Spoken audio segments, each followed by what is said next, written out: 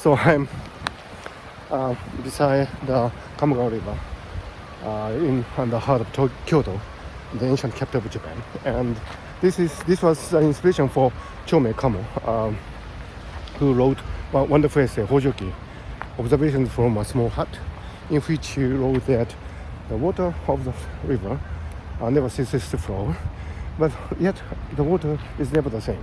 So it is a beautiful metaphor for people and things in this world, and we never cease to flow, we never cease to live, and yet none of us will be the same. I mean, we won't be here hundreds of years from now. 100 years from now, people will be totally changed, and that is only permanent feature of this world, that there's always a change.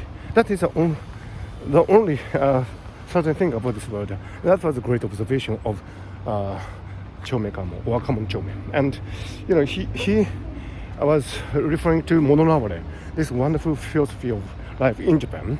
Mononaware is the observation that indeed we are always changing, and our hearts and personal relationships and everything that comes in between would be incessantly changing and flowing, and that is the only truth about this world. So in the West, people talk a lot about eternity and universal values, which is great. I mean, without these ideas, probably mathematics didn't exist, and Newtonian dynamics wouldn't have been here, and that is really great.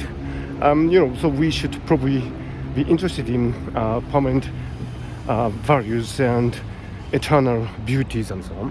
But at the same time, the truth of our lives on this earth is that it is always changing.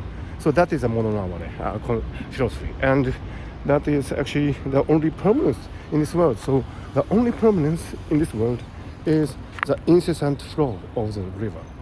And that was a great observation of Chome Kamo, or Kamo Chome. And whenever I come to this really great river, not great in physical size, but great in spiritual significance and cultural traditions,